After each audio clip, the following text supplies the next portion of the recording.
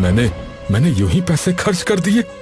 आपने क्या किया क्या नहीं वो तो आप ही जानिए पिताजी, लेकिन मैं उस लड़की के अलावा अब किसी और से शादी नहीं करूंगा। ये मेरा आखिरी फैसला है। पागल मत बन बेटा, मैंने तेरे लिए बहुत सुंदर लड़की ढूंढ रखी है। देखिए माँ, अगर मैं शादी करूंगा तो उसी से करूंगा, और अगर आप लोग नहीं मानते हैं तो ठीक है, मैं उससे शादी करके शहर चला जाऊंगा और फिर कभी आपके पास नहीं आऊंगा। हाँ ठीक है, उसी से तेरी शादी होगी। हम अपने बेटे को नहीं खोना चाहते, लेकिन याद रखना हम उस लड़की को कभी भी दिल से नहीं अपनाएंगे। इसके बाद राघव और लता की शादी हो जाती है।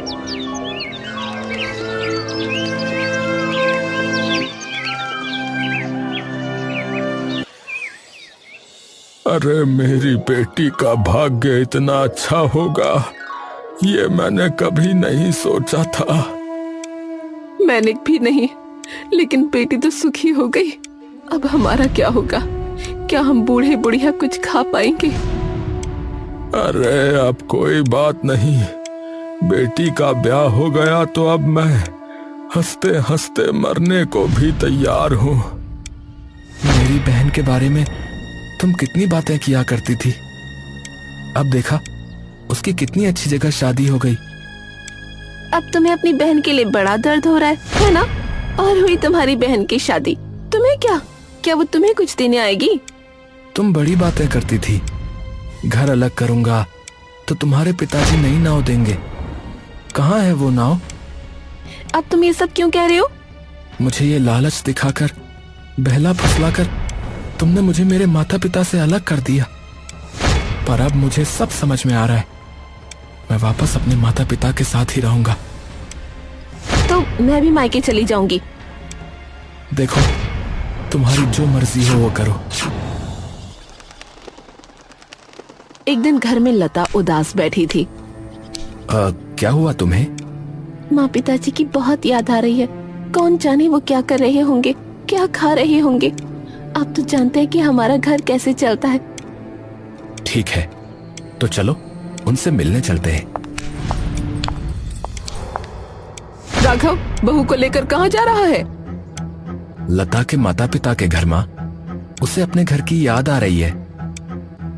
देख, तूने उससे शादी करनी चाहिए, हमने कर दी। अब फिर से तुम्हें उस घर में क्यों जाना है? वहां जाने से हमारी क्या इज्जत रहेगी भाई?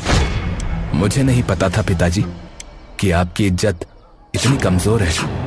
मुंह संभाल कर बात कर, हम तुम्हारे भले के लिए कह रहे हैं। वहां जाओगे तो वो तुम्हें खिलाएंगे क्या? कहाँ बिठाएंगे? वो मैं समझ लूंगा माँ। मेरे बेटे का दिमाग खराब कर दिया है इस लड़की ने। मैं जानती हूँ ये मेरे बेटे की जेब काटने ले जा रही है। मैं अपने पिताजी के घर नहीं जाऊंगी। देखो, मुझे इन बातों से कोई फर्क नहीं पड़ता। तुम ऐसा क्यों कह रही हो? चलो, मैंने कहा ना। दोनों वहां से निकलते हैं और रतन के घर पहुंचते हैं। आने से पहले एक बार बता देना चाहिए था बेटी। बताने का समय ही नहीं मिला माँ। आप लोग परेशान मत होइए माँ, मैं ठीक हूँ। नैना रतन को एक तरफ ले जाती है। दामाद आया है, अब उसे क्या खिलाऊं? घर में तो कुछ भी नहीं है, पैसे भी नहीं है। अब मैं कहता हूँ कि क्या तुम होगला के फूल की अच्छी खीर बना सकती हो? हाँ बना सकती हूँ, लेकिन कोई नहीं, मैं अभी जाकर ले आता हूँ। तुम होगला के फूल की खीर बनाओ। हाँ,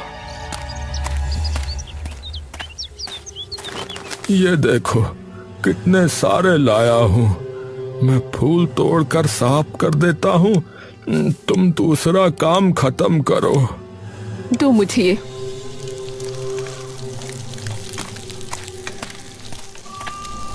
माँ, आप ये सब क्यों कर रही हो? इन्होंने तो कहा था कि कुछ नहीं करना है। कहने से क्या होता है बेटी, बस मेरी खीर बन गई है, चलो तुम्हें खिलाती हूँ। बेटा ये लो खीर खाओ।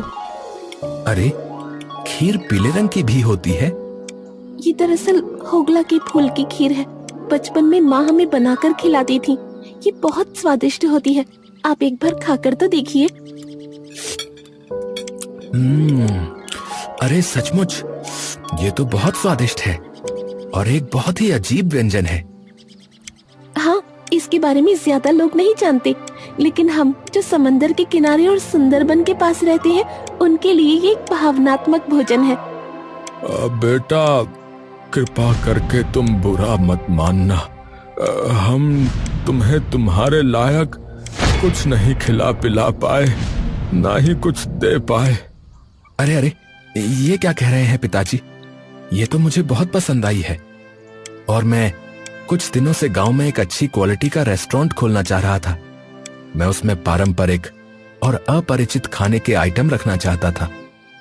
मैं आपके इसी व्यंजन के नाम पर अपना रेस्टोरेंट खोलूंगा। ये हमारा मुख्य व्यंजन रहेगा और ये खीर आप बनाएंगी माँ। मैं अपने रेस्टोरेंट का आधा मुनाफा आपको दूंगा। अरे ये तुम क्या कह रहे हो बेटा? मैं सच कह रहा हूं पिताजी, क्योंकि मैं जानता हूं कि अगर मैं यूं ही आप लोगों को पैसे दूंगा तो आप लोग नहीं लेंगे, और अगर आप लोग ठीक नहीं रहेंगे तो आपकी बेटी भी ठीक नहीं रहेगी, और अगर वो ठीक नहीं रहेगी तो मैं भी ठीक नहीं रह पाऊंगा।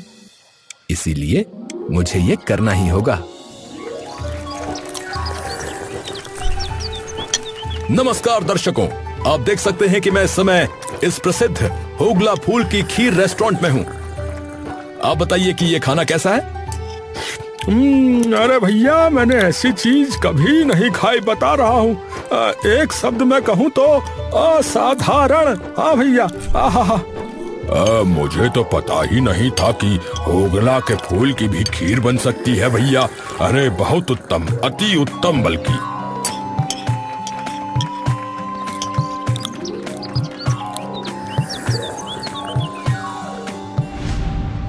बेटा, हम तुम्हारे बहुत आभारी हैं।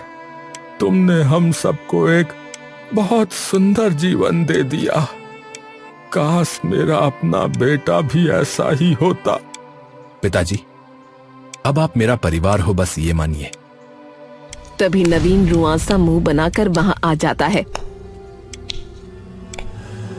मुझे माफ कर दीजिए पिताजी।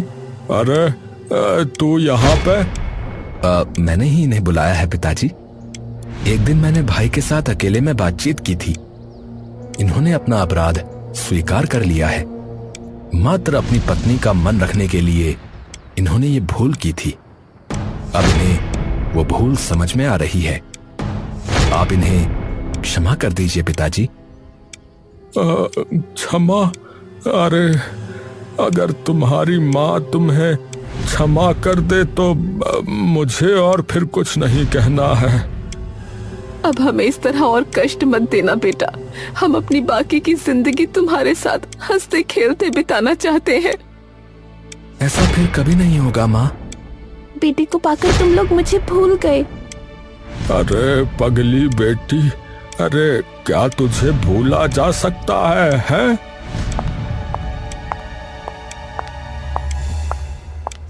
मैं भी आई हूँ पिताजी, कृपा करके मुझे माफ कर दीजिए। जब अब सब ठीक हो गया है तो तुम्हें और दूर क्यों रखेंगे? आओ बेटी। अब से माता पिता प्रसन्न रहेंगे तो मेरी पत्नी भी प्रसन्न रहेगी, और उस खुशी में मैं भी खुश रहूंगा।